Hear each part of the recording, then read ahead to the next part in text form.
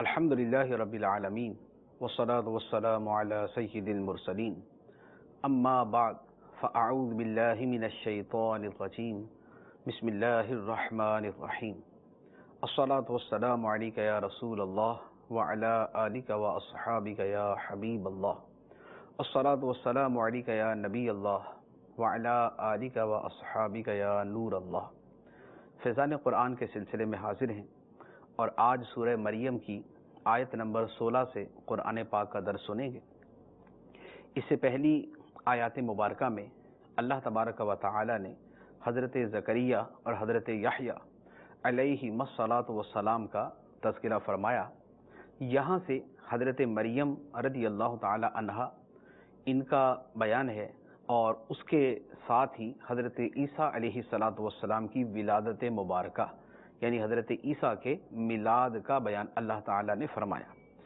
ارشاد فرمایا بسم اللہ الرحمن الرحیم وَاذْكُرْ فِي الْكِتَابِ مَرْيَمَ إِذِ انتَبَذَتْ مِنْ أَهْلِهَا مَكَانًا شَرْقِيًّا، اور کتاب میں مریم کو یاد کرو جب وہ اپنے گھر والوں سے مشرق کی طرف ایک جگہ الگ ہو گئی۔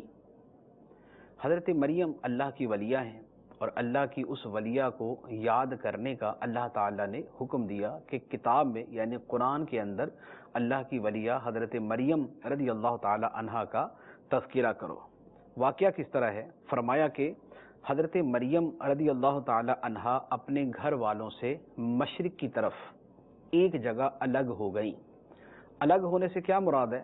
آپ یا تو عبادت کے لیے مشرق کی طرف الگ ہو گئی تھی، یعنی اسی اپنے وہ اپنے گھر سے ہی ایک سائیڈ کے اندر عبادت کے لیے الگ ہوئی، یا پھر غسل فرمانے کے لیے الگ ہوئی۔ دو قول ہیں یہاں پر۔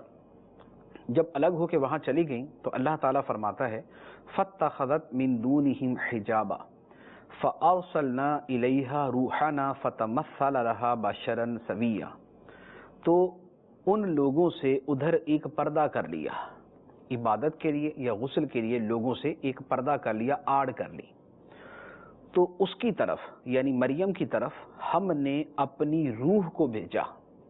اپنی روح کو بھیجا مراد اپنی خاص روح حضرت جبرائیل امین علیہ الصلاۃ والسلام کو بھیجا، تو وہ خاص روح مریم کے سامنے ایک تندرست آدمی کی صورت بن گیا۔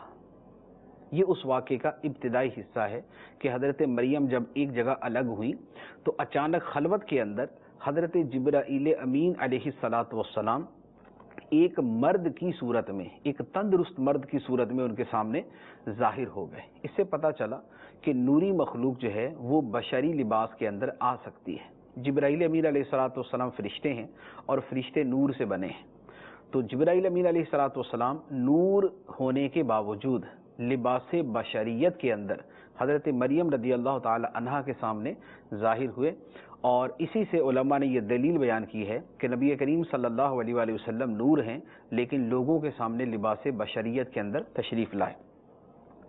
اب جب تنہائی کے اندر حضرت مریم کے سامنے اچانک ایک مرد آ گیا تو حضرت مریم گھبرا گئی اور فوراً کہا قالت انی اعوذ بالرحمن منک ان کنت تقیہ، مریم نے کہا میں تجھ سے رحمان کی پناہ مانگتی ہوں اگر تو ڈرنے والا ہے۔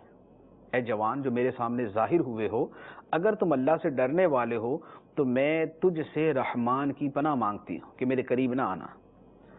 جبرائیل نے کہا قال انما انا رسول ربک لأہب لک غلاما زکیہ، جبرائیل نے کہا میں تو تیرے رب کا بھیجا ہوا ہوں تاکہ میں تجھے ایک پاکیزہ بیٹا عطا کر دوں۔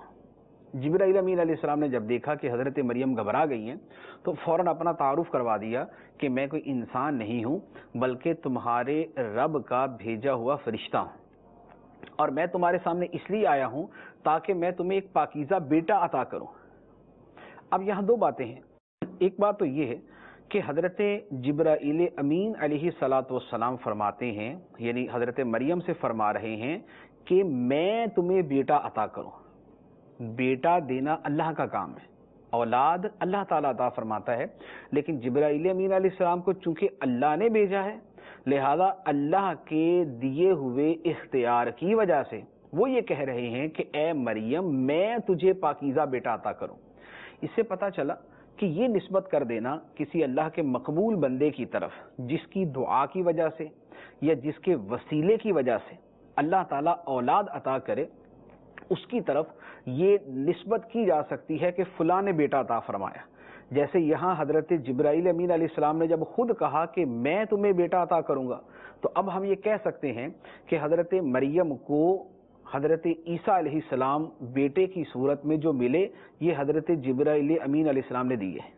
تو جبرائیل امین علیہ السلام نے بیٹا عطا فرمایا حضرت مریم کو۔ اب یہ کہنے کے اندر نہ کوئی شرک ہے، نہ کوئی کفر ہے، اور نہ کوئی خلاف شرع بات ہے۔ تو اسی طرح اللہ تعالیٰ کے ولیوں سے ہم دعا کرواتے ہیں یا ان کے وسیلے سے اللہ کی بارگاہ میں دعا کرتے ہیں، اللہ تعالیٰ ان کے وسیلے سے اگر ہمیں اولاد عطا فرما دیتا ہے، تو اب مثال کے طور پہ اگر داتا صاحب کے وسیلے سے دعا کی اور ہمیں بیٹا عطا ہو گیا، تو اس کہنے کے اندر کوئی حرج نہیں ہے کہ داتا صاحب رحمۃ اللہ علیہ نے ہمیں بیٹا عطا فرمایا۔ یہ اسی طرح ہے جس طرح یہاں حضرت جبرائیل امین علیہ السلام کے بارے میں اللہ تعالیٰ نے قرآن کے اندر بیان فرمایا۔ تو ایسی جگہوں پر جو نسبت ہوتی ہے یہ نسبت مجازی ہوتی ہے، حقیقتاً اولاد عطا کرنا اللہ کا کام ہے۔ مجازی طور پہ نسبت جبرائیل امین علیہ السلام کی طرف جیسے یہاں کی گئی، اسی طرح سرکار دو عالم صلی اللہ علیہ وسلم کی طرف یا اللہ کے مقبول بندوں کی طرف بھی کی جا سکتی ہے، جن کی دعا سے یا جن کے وسیلے سے اللہ تعالی ہمیں اولاد عطا فرمائے۔ تو اس طرح کے الفاظ کہنے کے اندر شرعاً کوئی حرج نہیں ہے، اسے شرک کہنا جو ہے یہ حرام ہے، اور اس طرح کی بات کو شرک کہنا گویا معاذ اللہ جبرائیل امین علیہ السلام پر اعتراض کرنا ہے کہ انہوں نے کہا تھا کہ میں تمہیں بیٹا عطا کروں گا۔ اب جبرائیل امین علیہ السلام نے دوسری بات، جبرائیل امین علیہ السلام نے جب حضرت مریم سے یہ کہا کہ اے مریم میں تمہیں بیٹا عطا کروں گا، پاکیزہ بیٹا عطا کروں، تو حضرت مریم کی تو شادی نہیں ہوئی تھی۔ جب شادی نہیں ہوئی تو انہوں نے حیران ہو کے کہا کہ مجھے کہاں سے بیٹا ہوگا؟ تو انہوں نے کہا قالت انا یکون لی غلام ولم یمسسنی بشر ولم اکو بغیہ، مریم نے کہا میرے لڑکا کہاں سے ہوگا، حالانکہ مجھے تو کسی آدمی نے چھوا تک نہیں، اور نہ ہی میں بدکار ہوں، یعنی نہ معاذ اللہ نہ تو میرا نکاح ہوا ہے، اور نہ معاذ اللہ میں غلط کار ہوں کہ مجھے جو ہے وہ اس طرح جو ہے وہ بیٹا ہو جائے، نہ میری شادی ہوئی، نہ میں جو ہے وہ غلط کرنے والی عورت ہوں، تو میرے کہاں سے بیٹا ہوگا؟ جبرائیل امین علیہ السلام نے جواب دیا قال کذالک، جبرائیل نے کہا ایسا ہی ہوگا، ایسا ہی ہے، ایسا ہی ہے۔ قال ربک، اے مریم تیرے رب نے فرمایا ہے ہوا علی ہین، یہ میرے اوپر بہت آسان ہے، بغیر باپ کے بیٹا عطا فرما دینا، بغیر باپ کے کہ مرد نے چھوا تک نہیں، اور اللہ تعالیٰ صرف عورت کو بیٹا عطا فرما دے، اللہ تعالیٰ فرماتا ہے کہ یہ میرے اوپر بہت آسان ہے۔ وَلِنَجْعَلَهُ آیَةً لِلنَّاسِ وَرَحْمَةً مِنَّا وَكَانَ أَمْرًا مَقْضِيًّا، اور اللہ تعالیٰ فرماتا ہے کہ یہ ہم اس لیے کریں گے، بغیر باپ کے بھی بیٹا عطا فرما دیں گے، یہ اس لیے تاکہ ہم اس بیٹے کو لوگوں کے لیے نشانی بنا دیں اور اپنی طرف سے ایک رحمت بنا دیں، اور یہ ایسا کام ہے جس کا فیصلہ ہو چکا ہے، ایسا ہوگا اور یہ اللہ کی قدرت سے ہوگا۔ اللہ تعالیٰ نے آدم علیہ السلام کو بغیر ماں باپ کے پیدا فرما دیا تھا، حضرت حوا رضی اللہ تعالی عنہا وہ بھی بغیر ماں باپ کے پیدا ہوئی تھی، حضرت حوا کا نہ باپ ہے نہ ماں، تو حضرت آدم بھی بغیر ماں باپ کے پیدا ہوئے، حضرت حوا بھی بغیر ماں باپ کے پیدا ہوئے، تو جو خدا ماں باپ کے بغیر ہی بچہ پیدا کر سکتا ہے تو صرف باپ کے بغیر پیدا کرنا اس کے لیے کیا مشکل ہے۔ اب اس کے بعد اللہ تعالیٰ فرماتا ہے فحملتہ فانتبذت بہ مکانا قصیا، پھر مریم حاملہ ہو گئیں تو اس حمل کو لے کر ایک دور کی جگہ چلی گئی۔ اب وہ حمل کیسے ہوا؟ تو حضرت جبرائیل امین علیہ السلام نے حضرت مریم کے سینے پر یا ان کے منہ میں پھونک ماری، جیسے دم کرتے ہوئے پھونک مارتے ہیں، جبرائیل امین علیہ السلام نے پھونک ماری، اور اس پھونک سے حضرت مریم رضی اللہ تعالی عنہا حاملہ ہو گئی۔ جب حاملہ ہوئی اور حمل اور وضع حمل یعنی بچہ پیدا ہونے کا وقت قریب آیا تو وہ اپنے علاقے سے دور چلی گئی۔ اب اللہ تعالیٰ فرماتا ہے کہ پھر بچے کی پیدائش کا درد مریم کو ایک کھجور کے تنے کی طرف لے آیا، تو مریم نے کہا اے کاش کہ میں اس سے پہلے مر گئی ہوتی اور میں کوئی بھولی بسری ہو جاتی. یعنی حضرت مریم کو اب کئی اندیشے. ایک تو یہ کہ تکلیف، جو بچے کی پیدائش کی تکلیف ہے وہ تکلیف ہوئی. دوسرا یہ ہے کہ بہرحال یہ ہے تو اللہ تعالیٰ کی طرف سے سارا معاملہ، لیکن لوگوں کو یقین دلانا تو ایک دوسرا کام ہے. لوگ طرح طرح کی تہمتیں لگائیں گے کہ تمہاری شادی ہوئی نہیں، تمہارے بیٹا کہاں سے ہو گیا، تو لوگ تہمتیں لگائیں گے. اب پھر وہ میرے یہ کہنے سے کہ یہ اللہ کی طرف سے پتہ نہیں مطمئن ہوں گے بھی یعنی لوگ. تو اب یہ جو اندیشے تھے، ان اندیشوں کی وجہ سے انہوں نے کہا کہ اے کاش کہ میں اس سے پہلے مر گئی ہوتی اور میں کوئی بھولی بسری ہو جاتی. یہ غلبہ حال ہے، یعنی غلبہ پریشانی کا ایسا غلبہ کہ جس کے اندر آدمی کو یہ سمجھ نہیں آ رہا ہوتا کہ وہ کیا بولے. تو ایسی حالت کے اندر اگر اس طرح کے جملے بول دیے جائیں تو ان کے اوپر گرفت نہیں ہے، ورنہ موت کی تمنا جو ہے وہ شریعت نے منع فرمائی ہے. اب چونکہ تکلیف بھی اور آپ اس طرح کے آپ نے جملے ارشاد فرمائے تو اللہ تعالیٰ فرماتا ہے فَنَادَاهَا مِن تَحْتِهَا أَلَّا تَحْزَنِي قَدْ جَعَلَ رَبُّكِ تَحْتَكِ سَرِيًّا. تو جبرائیل نے مریم کو اس کھجور کے نیچے سے پکارا کہ غم نہ کھا، بے شک تیرے رب نے تیرے نیچے ایک نہر بنا دی ہے، اور کھجور کے تنے کو پکڑ کر اپنی طرف ہلاؤ، وہ تم پر عمدہ تازہ کھجوریں گرائے گا. تو کھا اور پی اور آنکھ ٹھنڈی رکھ. پھر اگر تو کسی آدمی کو دیکھے تو اشارے سے کہہ دینا کہ میں نے آج رحمان کے لیے روزے کی نظر مانی ہوئی ہے، تو آج میں کسی آدمی سے بات نہیں کروں گی. یعنی حضرت مریم پریشان ہوئی تو جبرائیل امین علیہ الصلوۃ والسلام تھوڑا سا وہاں سے ہٹکے تھے اور نشیبی علاقے میں تھے. انہوں نے وہاں سے پکارا کہ اے مریم غم نہ کھاؤ، یہ اللہ کی طرف سے سارا کچھ اللہ کی طرف سے ہے تو غم نہ کھا. اللہ تعالیٰ نے تیرے نیچے پانی کی نہر جاری فرما دی ہے. یہ وہیں پیاس لگی تھی تو فرمایا کہ نیچے دیکھ، اللہ تعالیٰ نے پانی کی نہر جاری فرما دی، چشمہ جاری فرما دیا وہاں پر. اور جس کھجور کے تنے کے ساتھ حضرت مریم ٹیک لگا کے بیٹھی ہوئی تھی وہ خشک تنا تھا، کھجور کوئی نہیں تھی اس کے اوپر. جبرائیل امین علیہ السلام نے کہا کہ اس کو پکڑ کے ہلاؤ تو صحیح، اللہ تعالیٰ کی رحمت سے تازہ کھجوریں تمہارے اوپر گریں گی.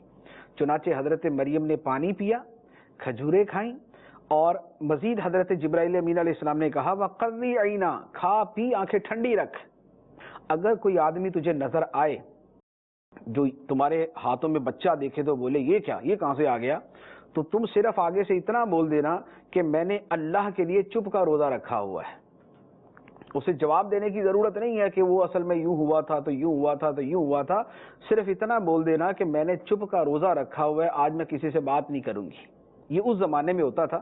ہماری شریعت کے اندر چپ کا روزہ رکھنا منع ہے. یعنی کوئی آدمی یہ بولے کہ میں صبح سحری سے لے کر افطاری تک کسی سے کلام ہی نہیں کروں گا، یہ روزے کے طور پہ کرنا غلط ہے، یہ جائز نہیں ہے، یہ منع ہے. ہاں روزے کے طور پر نہ ہو تو برے کلام سے بچنے کے لیے یا اپنی زبان کو خاموشی کا عادی بنانے کے لیے اگر کوئی چپ رہتا ہے تو اس کے اندر حرج نہیں، لیکن چپ کا روزہ رکھنا یہ مکروہ ہے، اس سے ہماری شریعت کے اندر منع کیا گیا، لیکن ان کی شریعت میں جائز تھا. تو اللہ تعالیٰ نے فرمایا کہ اب مریم تم نے کسی کو جواب نہیں دینا کہ یوں ہوا تو یوں ہوا، چپ کا روزہ رکھ بس.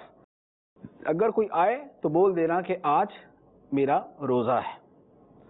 اب اس کے بعد حضرت عیسیٰ علیہ الصلوۃ والسلام پیدا ہو گئے.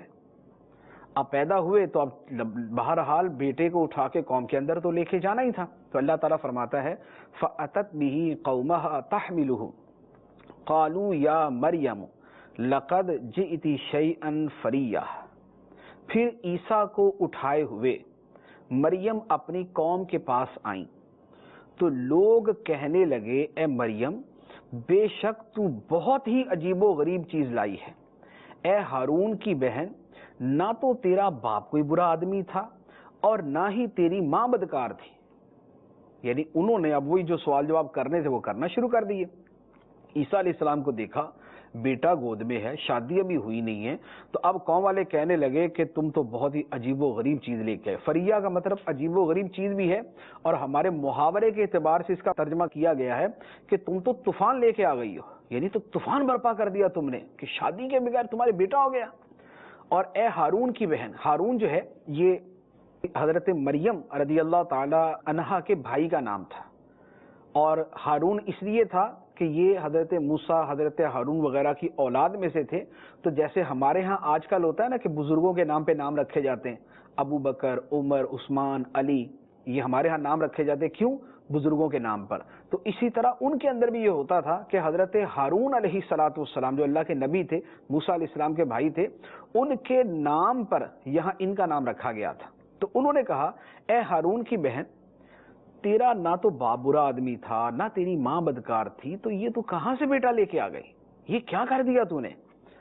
تو اب حضرت مریم نے وہی کیا جو اللہ تعالیٰ نے حکم دیا تھا. فَأَشَارَتْ إِلَيْهِ, اس پر مریم نے بچے کی طرف اشارہ کر دیا, اس سے پوچھ لو.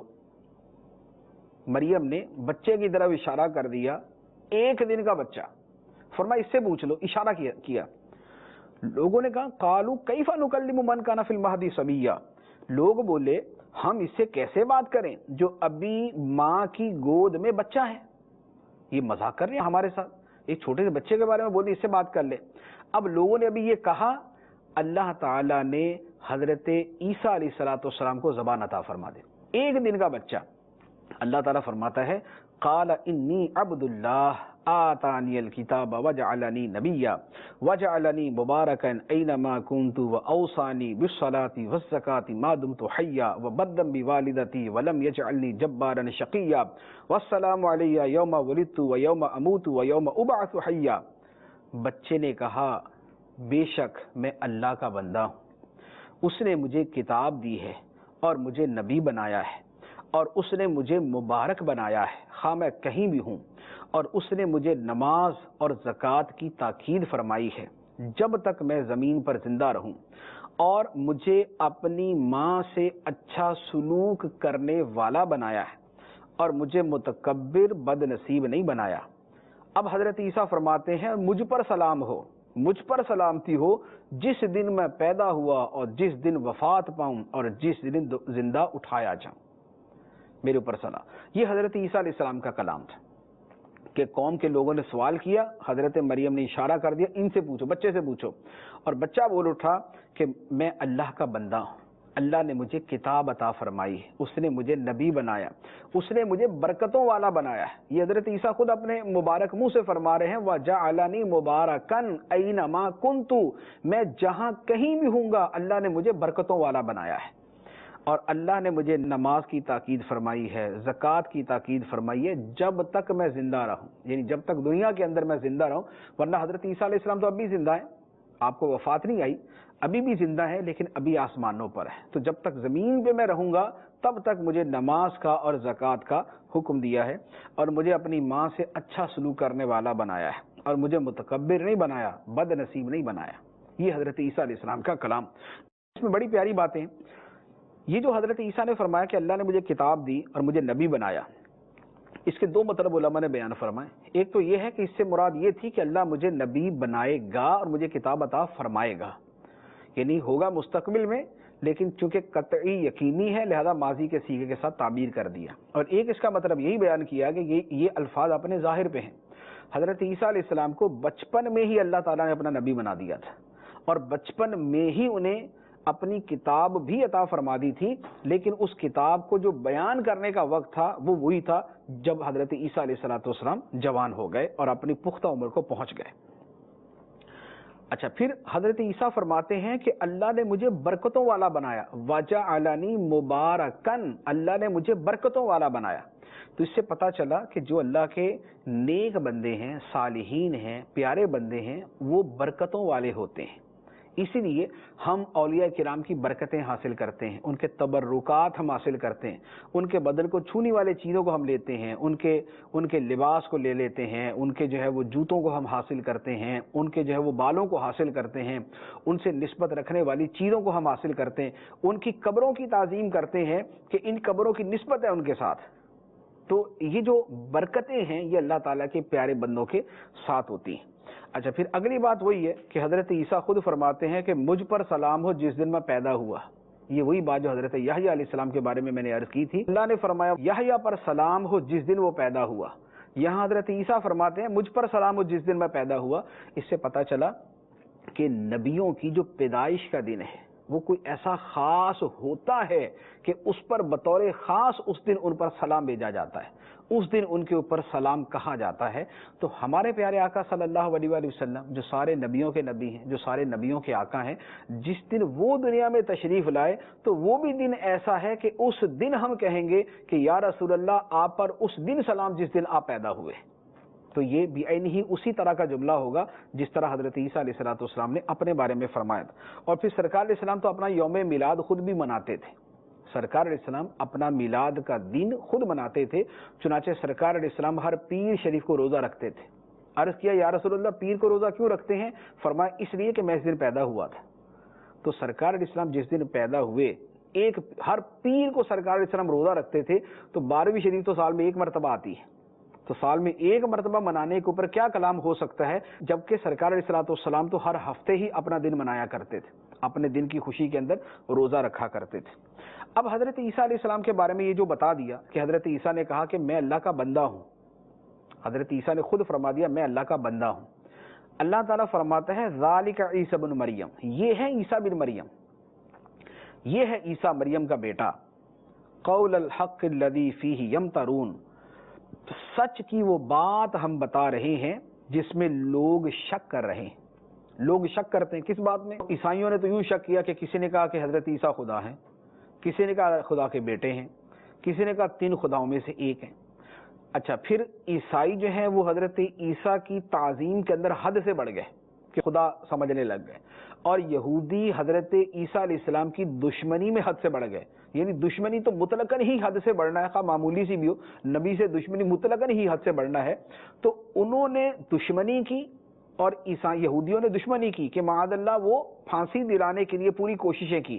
اللہ تعالیٰ نے حضرت عیسیٰ علیہ السلام کو پھانسی نہیں ہونے دی، یہودیوں کے ہاتھوں شہید نہیں ہونے دیا۔ قرآن کے اندر ہے وما قاتلوہ وما صلبوہ، کہ یہودیوں نے نہ تو حضرت عیسیٰ کو شہید کیا نہ انہیں پھانسی دی۔ تو اللہ تعالیٰ نے یہودیوں کی سازش سے بچا لیا، لیکن انہوں نے تو اپنی شیطانی کر ہی لی تھی، انہوں نے تو پوری کوشش کر لی تھی کہ حضرت عیسیٰ علیہ السلام کو معاذ اللہ شہید کر دیں اور ان کو پھانسی پہ چڑھا دیں۔ تو فرمایا کہ لوگ حضرت عیسیٰ علیہ السلام کے بارے میں جو شک کر رہے ہیں وہ سب باطل ہے، حق وہ ہے جو اللہ بیان کر رہا ہے۔ کیا کہ حضرت عیسیٰ اللہ کے بندے ہیں، مریم کے بیٹے ہیں، برکتوں والے ہیں، نبی ہیں، اللہ نے انہیں نماز کا، زکوٰۃ کا حکم دیا، ماں کے ساتھ حسن سلوک کرنے والا بنایا، یہ ہیں حضرت عیسیٰ علیہ السلام۔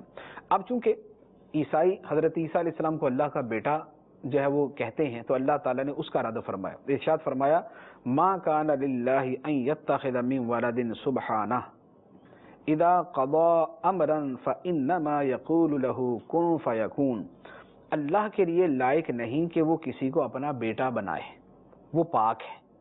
جب اللہ کسی کام کا فیصلہ فرماتا ہے تو اسے صرف یہ فرماتا ہے ہو جا، تو وہ فوراً ہو جاتا ہے۔ اور بے شک اللہ، یعنی حضرت عیسیٰ نے کہا بے شک اللہ میرا رب ہے اور تمہارا رب ہے، تو اس کی عبادت کرو، یہ سیدھا راستہ ہے۔ تو حضرت اللہ تعالیٰ جو ہے وہ اولاد سے پاک ہے اور وہ قدرتوں والا ہے، اس کو اولاد کی کیا ضرورت؟ اولاد تو بندے کو اس لیے چاہیے ہوتی ہے کہ آدمی بوڑھا ہو جائے گا تو اولاد اس کا سہارا بنے گی۔ اللہ تعالیٰ تو عجز سے، عاجزی سے اور قدرت کے ختم ہو جانے سے پاک ہے۔ اس کی تو شان یہ ہے کہ وہ کسی کام کا فیصلہ فرماتا ہے تو صرف اتنا فرماتا ہے کن ہو جا، وہ شے فوراً ہو جاتی۔ اپنی جو ہے وہ جس مدارج کے اندر اس نے گزرنا ہوتا ہے ان کے اندر گزر کر وہ ہو جاتی ہے، تو اللہ کو اولاد کی کیا ضرورت؟ تو یہ حضرت مریم اور حضرت عیسیٰ علیہ السلام کا بیان تھا۔ اس پورے واقعے سے کیا پتہ چلا؟ ایک تو حضرت مریم کی شان کا پتہ چلا کہ حضرت مریم رضی اللہ تعالیٰ عنہ کی اللہ کی بارگاہ میں بڑی شان ہے کہ جبرائیل امین علیہ السلام کو اسپیشل ان کی طرف بھیجا اور جبرائیل انسانی شکل و صورت میں ان کے سامنے آئے، یہ حضرت مریم رضی اللہ تعالیٰ عنہ کی شان ہے۔ دوسری بات، حضرت عیسیٰ علیہ السلام کا میلاد اللہ تعالیٰ نے بیان فرمایا کہ عیسیٰ کیسے پیدا ہوئے، پیدا ہونے سے پہلے کا واقعہ کیا تھا، حمل کے واقعات کیا تھے، پیدائش کا واقعہ کیا تھا، بعد میں کیا ہوا۔ اور یہی وہ ہے جو ہم اپنے آقا صلی اللہ علیہ وسلم کے بارے میں بیان کرتے ہیں کہ سرکار کے دنیا میں تشریف لانے سے پہلے کیا تھا، حمل میں تشریف لائے تو کیا تھا، دنیا میں تشریف لاتے ہوئے کیا تھا، دنیا میں تشریف لانے کے بعد کیا ہوا۔ اسی کے بیان کرنے کو ہم کہتے ہیں میلاد منانا۔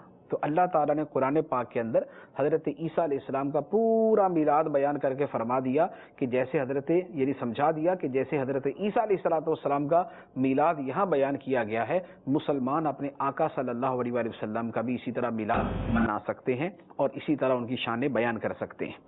اچھا، پھر حضرت عیسیٰ علیہ السلام کی شان کا بیان کہ نیک تھے، متقی تھے، ماں سے حسن سلوک کرنے والے تھے اور اللہ تعالیٰ نے گناہوں سے ان کو پاک بنایا۔ پھر عیسیٰ علیہ السلام کا معجزہ بیان ہوا کہ جھولے کے اندر یعنی ماں کی گود میں تھے اور آپ نے کلام فرمایا، یہ حضرت عیسیٰ علیہ السلام کا معجزہ۔ پھر یہ بیان کر دیا کہ عیسیٰ خدا نہیں، خدا کے بندے ہیں۔ خدا کا بندہ جتنا مرضی مقام حاصل کر لے خدا نہیں ہو سکتا۔ عیسیٰ علیہ السلام نے بڑا مقام پایا، اللہ تعالیٰ نے کتنا مقام دیا، دم کرے تو اندھا دیکھنے لگ جائے، کوڑ کے مرض میں مبتلا آدمی درست ہو جائے، بیمار ہو شفا یاب ہو جائے، مردوں کو زندہ فرما دیں، اور ایک جو ہے مورتیاں بنا کے اس میں دم کریں تو پرندے بن کے اڑنا شروع ہو جائیں۔ اتنی بڑی شان، لیکن ساری شانوں کے باوجود اللہ نہیں ہے، اللہ کے بندے ہیں، خدا نہیں ہے، خدا کے بندے ہیں۔ اور ان سے بڑھ کر شان ہمارے آقا صلی اللہ علیہ وسلم کی ہے، عیسیٰ علیہ السلام سے بڑھ کر شان ہمارے آقا صلی اللہ علیہ وآلہ وسلم کی ہے، لیکن سرکار دو عالم صلی اللہ علیہ وسلم اپنی تمام شانوں، تمام عظمتوں کے ساتھ بھی اللہ نہیں ہے، اللہ کے بندے ہیں، خدا نہیں ہے، خدا کے بندے ہیں۔ ہمارا یہی عقیدہ ہے اور ہمارا قطعی طور پر یہی عقیدہ ہے۔ کوئی مسلمان ایسا ہو نہیں سکتا کہ جو سرکار علیہ الصلوۃ والسلام کو خدا کہے۔ کس سے پوچھیں گے، وہ یہ کہے گا اشہد ان محمدن عبدہ ورسولہ، میں گواہی دیتا ہوں کہ محمد صلی اللہ علیہ وسلم اللہ کے بندے ہیں اور اس کے رسول ہیں۔ وہ بندہ پہلے کہے گا، رسول بعد میں کہے گا۔ اس سے پتہ چلا کہ مسلمانوں کے بارے میں یہ کہنا کہ معاذ اللہ وہ شرک کرتے ہیں اور نبی کریم علیہ السلام کو اللہ کے برابر قرار دیتے ہیں، یہ پرلے درجے کا جھوٹ ہے اور مسلمانوں پہ بہتان ہے۔ مسلمانوں کا تو بچہ یہ کہتا ہے کہ نبی کریم علیہ السلام اللہ نہیں ہے، اللہ کے بندے ہیں، خدا نہیں ہے، خدا کے بندے ہیں۔ تو جب اپنے منہ سے بار بار وہ اس کا اعلان کر رہے ہیں، پھر بھی یہ کہنا کہ نہیں مسلمان شرک کرتے ہیں اور نبیوں کو، ولیوں کو اللہ کے برابر قرار دیتے ہیں، یہ سب غلط، جھوٹ اور باطل ہے، اس سے احتراز کرنا چاہیے۔ اچھا، اس کے ساتھ یہ بھی پتہ چلا کہ عقیدے کا اللہ تعالیٰ نے مفصل بیان کیا، یعنی عیسیٰ علیہ السلام کا یہ سارا ولادت کیوں بیان کی ہے کہ عیسائی کہتے تھے یہ خدا ہیں، اللہ تعالیٰ نے پورا پروسیس بیان کر دیا کہ اگر خدا ہوتے تو پیدا ہوتے، خدا پیدا نہیں ہوتا، خدا تو ہمیشہ سے ہے، ہمیشہ تک رہے گا، خدا پیدا ہونے سے پاک ہے، لم یلد ولم یولد، نہ اس نے کسی کو جنا نہ وہ جنا گیا، یہ اللہ کی شان ہے۔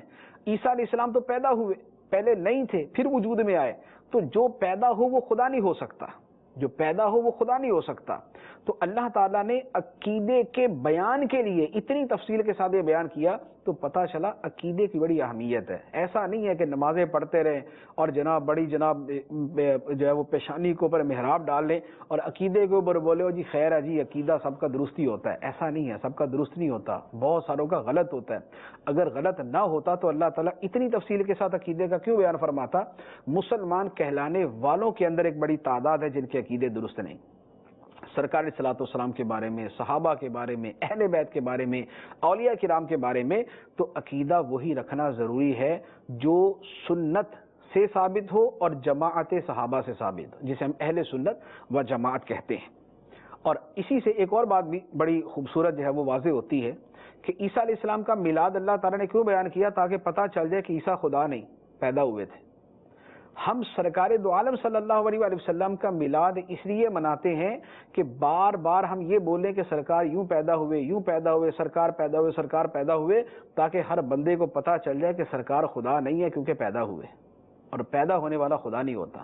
تو نبی کریم علیہ الصلوۃ والسلام کا میلاد بیان کرنا یہ شرک کو جڑ سے کاٹ دیتا ہے۔ جب بار بار یہ پتہ چلتا ہے کہ سرکار تو پیدا ہوئے تھے، عدم سے وجود میں آئے تھے، آپ نہیں تھے اور آپ جو ہے وہ دنیا میں تشریف لائے، پہلے اصلا نہیں تھے، پھر اللہ نے نور پیدا کیا، پھر لباس بشریت میں نہیں تھے اور لباس بشریت کے اندر دنیا میں تشریف لائے، تو یہ میلاد کا بیان کرنا شرک کو ختم کر دیتا ہے۔ یہ شرک کو ختم کرتا ہے کہ سرکار خدا نہیں کیونکہ آپ پیدا ہوئے تھے اور پیدا ہونے والا خدا نہیں ہوتا۔ اس کے بعد حضرت عیسیٰ علیہ السلام کے بارے میں جو لوگوں کا اختلاف تھا اللہ تعالیٰ نے اس کا بیان فرمایا فَاخْتَلَفَ الْأَحْزَابُ مِن بَيْنِهِمْ فَوَيْلٌ لِّلَّذِينَ كَفَرُوا مِن مَّشْهَدِ يَوْمٍ عَظِيمٍ، پھر گروہوں کا آپس میں اختلاف ہو گیا تو کافروں کے لیے ایک بڑے دن کی حاضری کی خرابی ہے۔ گروہوں کا اختلاف ہو گیا، یا تو عیسائیوں کا آپس میں اختلاف ہوا کہ ایک نے کہا کہ عیسیٰ خدا ہے، دوسرے کا نہیں خدا نہیں خدا کے بیٹے، تیسرے نے کہا نہیں تنہا خدا نہیں ہے، 3 خداؤں میں سے ایک ہے۔ تو عیسائیوں کا یہ آپس میں اختلاف، اور یا یہ ہے کہ عیسائیوں اور یہودیوں میں اختلاف ہو گیا، عیسائی تو اتنا ماننے لگے کہ خدا مان لیا، اور یہودیوں نے ماننے سے ایسا انکار کیا کہ معاذ اللہ پھانسی دینے کی کوشش کی، اگرچہ کامیاب نہیں ہوئے۔ تو فرمایا کہ لوگوں کے درمیان آپس میں اختلاف ہو گیا حضرت عیسیٰ علیہ السلام کے بارے میں۔ پھر مزید بھی اختلافات ہیں، یعنی انہوں نے کہا کہ عیسیٰ علیہ السلام واقعی شہید ہو گئے تھے یا نہیں ہوئے تھے، کیونکہ ان کے اندر بھی ایسے لوگ موجود تھے کہ جن کا یہ تھا کہ عیسیٰ علیہ السلام کو پھانسی نہیں ہوئی، لیکن اب اس وقت جو ہے مجموعی طور پہ سارے اس کے قائل ہیں کہ جناب پھانسی جو ہے وہ ہو گئی تھی، لیکن اللہ تعالیٰ نے قرآن میں بیان کر دیا وما قاتلوہ وما صلبوہ، نہ تو ان لوگوں نے عیسیٰ علیہ السلام کو پھانسی دی اور نہ انہیں شہید کیا، بلکہ اللہ نے انہیں اٹھا لیا تھا۔ تو اللہ تعالیٰ نے زندہ ان کو اٹھا لیا تھا، یہ اللہ تعالیٰ نے قرآن پاک میں ان کے اٹھانے کا تذکرہ فرما دیا۔ اس کے بعد اللہ تعالیٰ فرماتا ہے کہ کافروں کے لیے ایک بڑے دن کی حاضری کی خرابی ہے، اس دن کتنا سنتے اور دیکھتے ہوں گے جس دن ہمارے پاس حاضر ہوں گے، لیکن آج کھلی گمراہی میں ہے۔ اللہ فرماتا ہے کہ قیامت کے دن تو ان کو سب سنے گا بھی اور سب دکھے گا بھی، سب ان کو صحیح سمجھ آ جائے گا کہ ہاں کیا حق تھا کیا باطل تھا، لیکن آج دنیا کے اندر جو ہے یہ کھلی گمراہی کے اندر پڑے ہوئے ہیں۔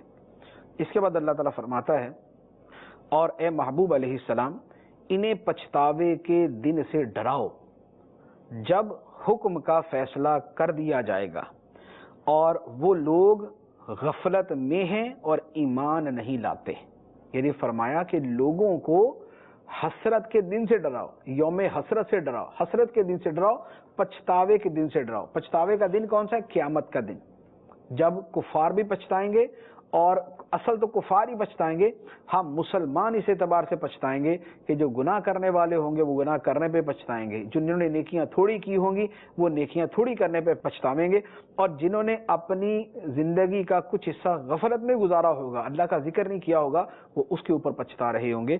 تو فرمایا کہ انہیں پچھتاوے کے دن سے ڈراؤ جب حکم کا فیصلہ کر دیا جائے گا۔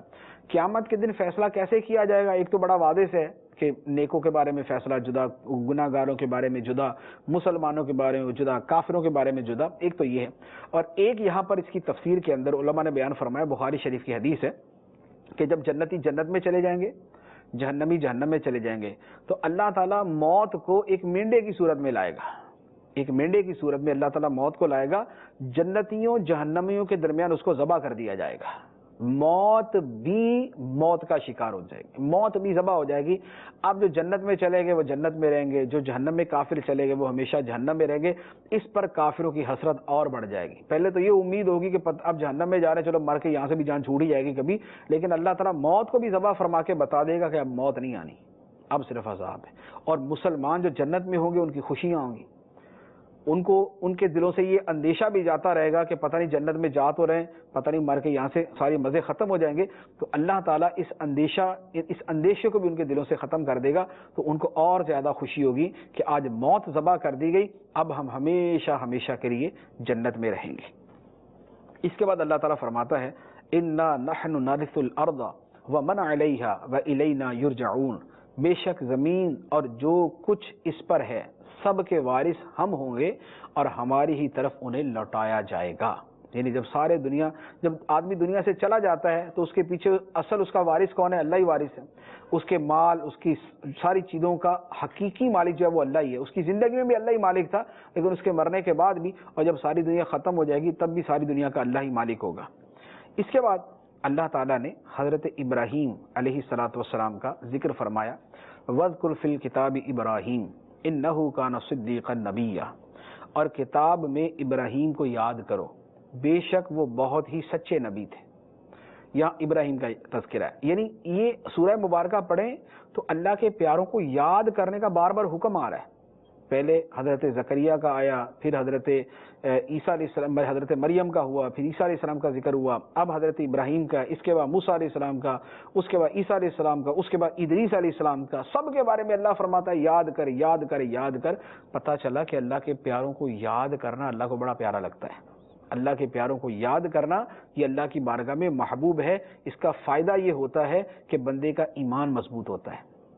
آدمی کا دل مضبوط ہوتا ہے۔ اب اللہ تعالیٰ فرماتا ہے اور کتاب میں ابراہیم کو یاد کرو، بے شک وہ بہت ہی سچے نبی تھے۔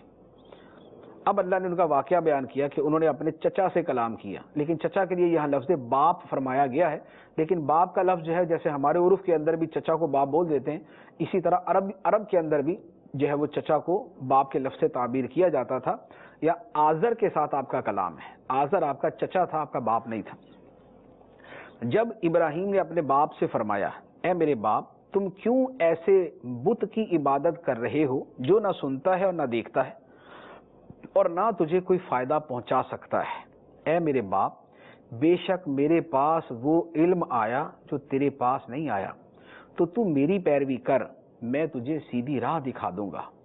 اے میرے باپ شیطان کا بندہ نہ بن، بے شک شیطان رحمان کا بڑا نافرمان ہے۔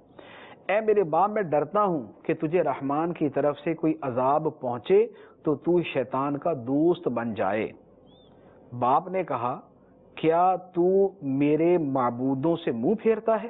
باپ نے ابراہیم سے کہا اے ابراہیم کیا تو میرے معبودوں سے منہ پھیرتا ہے؟ اے ابراہیم بے شک اگر تو باز نہ آیا تو میں تجھے پتھر ماروں گا اور تو عرصہ دراز کے لیے مجھے چھوڑ دے۔ ابراہیم علیہ السلام نے تو اپنے چچا کو سمجھایا کہ چچا یہ بتوں کی کیوں عبادت کرتے ہو، نہ سنتے ہیں نہ دیکھتے ہیں نہ تیری مدد کر سکتے ہیں، تو ان کے پیچھے لگ کے جو ہے وہ تو خدا کا نافرمان بنے گا، تو شیطان کا دوست بن جائے گا دنیا میں بھی اور عذاب کے اندر بھی، ایسا نہ کر۔ باپ نے کہا یعنی چچا نے کہا کہ کیا تو میرے معبودوں سے منہ پھیرتا ہے؟ اگر تو بعد نہ آیا تو اے ابراہیم میں تجھے پتھر ماروں گا اور تو عرصہ دراز کے لیے مجھے چھوڑ دے، دور ہو جا مجھ سے، تو میرے خداؤں کے بارے میں اس طرح کی باتیں کرتا ہے۔ ابراہیم نے کہا سلام علیک ساستغفر لک ربی انہ کان بی حفیہ۔ ابراہیم نے فرمایا بس تجھے سلام ہے، ان قریب میں تیرے لیے اپنے رب سے معافی مانگوں گا، بے شک وہ مجھ پر بڑا مہربان ہے۔ ابراہیم علیہ السلام نے دو باتیں فرمائیں، ایک تو چچا سے کہا تجھ پر سلام، سلام علیک تجھے سلام، اس کا یا تو مطلب ہے جان چھڑانے والا سلام، جیسے ہم کہتے ہیں نا بھائی آپ کو سلام میں جا رہا ہوں، تو یہ جو سلام کرنا ہوتا ہے یہ جان چھڑانے کا ہے، اس کو کہتے ہیں سلام متارکت۔ اور یا پھر یہاں پر اصلی سلامی ہے کہ تجھ پر سلام ہو، اس معنی میں کہ اللہ کرے کہ تو ایمان قبول کر لے اور تو جو ہے وہ سلامتی میں آ جائے، یا پھر اس کا یہ معنی ہے کہ یہاں پر آپ نے واقعی سلام کیا، کافر کو سلام کرنا منع ہے، جائز نہیں ہے، یعنی عیسائی ہے، یہودی ہے، ہندو ہے، سکھ ہے، اسے سلام کرنے کی اجازت نہیں، ابتداءً ہم اسے بولے السلام علیکم، اس کی اجازت نہیں ہے، لیکن یہاں پر ابھی تک اللہ نے منع نہیں کیا تھا، حکم آیا نہیں تھا، تو یہ حکم آنے سے پہلے ہے کہ حضرت ابراہیم علیہ السلام نے اپنے چچا کافر چچا کو سلام کیا۔ اچھا دوسرا اس کے بارے میں کہا کہ میں تیرے لیے اپنے رب سے مغفرت کی دعا کروں گا، کافر کے لیے مغفرت کی دعا کرنا جائز نہیں، یعنی جیسے مثال کے طور پہ ہم کسی کافر کے لیے دعا مانگے کہ اے اللہ فلاں کی بخشش فرما دے، یہ کفر ہے، کافر کے لیے بخشش کی دعا مانگنا یہ کفر ہے۔ یہاں جو حضرت ابراہیم علیہ السلام نے دعا مانگی یہ اللہ تعالیٰ کے منع کرنے سے پہلے ہے، قرآن پاک کی ایک آیت مبارکہ میں باقاعدہ یہ بیان ہے کہ یہ منع کرنے سے پہلے کی بات ہے، تو منع نہیں کیا تھا تو اس لیے آپ نے بول دیا کہ میں تمہارے لیے مغفرت کی دعا مانگوں گا۔ پھر جب اللہ تعالیٰ نے منع کر دیا کہ اے ابراہیم کافروں کے لیے دعائیں بخشش نہیں کرنی، کسی کے لیے جائز نہیں ہے کہ کافروں کے لیے دعا بخشش کرے، اس کے بعد حضرت ابراہیم علیہ السلام نے پھر ان کے لیے دعا نہیں کی۔ اچھا پھر ان کے اپنی قوم سے فرمایا وَأَعْتَزِلُكُمْ وَمَا تَدْعُونَ مِن دُونِ اللَّهِ، اور میں تم لوگوں سے اور اللہ کے سوا جن کی تم عبادت کرتے ہو ان سے جدا ہوتا ہوں، اے میری قوم میں تم سے بھی جدا ہوتا ہوں اور تمہارے خداؤں سے بھی جدا ہوتا ہوں، اور میں اپنے رب کی عبادت کرتا ہوں، قریب ہے کہ میں اپنے رب کی عبادت کی وجہ سے بدبخت نہیں ہوں گا، کیونکہ میرے رب کی جو عبادت کرتا ہے وہ خوش قسمت ہوتا ہے۔ پھر جب ابراہیم لوگوں سے اور اللہ کے سوا جن کی وہ لوگ عبادت کرتے تھے ان سے جدا ہو گئے تو ہم نے ابراہیم کو اسحاق اور یعقوب عطا کیے اور ان سب کو ہم نے نبی بنایا۔ ابراہیم علیہ السلام نے قوم کو چھوڑا، چچا کو چھوڑا، اب ایک غم تو ہوتا ہے نا اپنی قوم کو چھوڑنے کا، لیکن اللہ تعالیٰ فرماتا ہے کہ انہوں نے قوم کو چھوڑا، ہم نے ان کو بیٹا عطا فرما دیا، بیٹے کے بعد پھر پوتا بھی عطا فرما دیا، اور پھر جو عطا فرمائے سب کو نبی بھی بنایا، یعنی حضرت اسحاق علیہ السلام کو بھی نبی بنایا، حضرت یعقوب علیہ السلام کو بھی نبی بنایا۔ اس کے بعد اللہ تعالیٰ فرماتا ہے اور مزید ہم نے ابراہیم کو کیا عطا فرمایا اور ان کے بیٹے تھے ان کو کیا عطا فرمایا، وَوَهَبْنَا لَهُم مِّن رَّحْمَتِنَا وَجَعَلْنَا لَهُمْ لِسَانَ صِدْقٍ عَلِيًّا، اور ہم نے انہیں اپنی رحمت عطا کی اور ان کے لیے سچی بلند شہرت رکھی۔ ابراہیم علیہ السلام، اسحاق علیہ السلام، یعقوب علیہ السلام، اللہ نے فرمایا کہ ہم نے ان کو رحمت عطا فرمائی اور اچھی شہرت بھی عطا فرمائی۔ اسی لیے آپ دیکھیں دنیا میں یہ وہ نبی ہیں کہ جن کو ساری امتیں مانتی ہیں۔ ابراہیم علیہ السلام یہودی بھی مانتے ہیں، عیسائی بھی مانتے ہیں اور مسلمان بھی مانتے ہیں، اور مسلمانوں کے تو یہ ہیں بڑے۔ اچھا، اسی طرح حضرت اسحاق علیہ السلام، اسی طرح حضرت یعقوب علیہ السلام، عیسائی بھی مانتے ہیں، یہودی بھی مانتے ہیں۔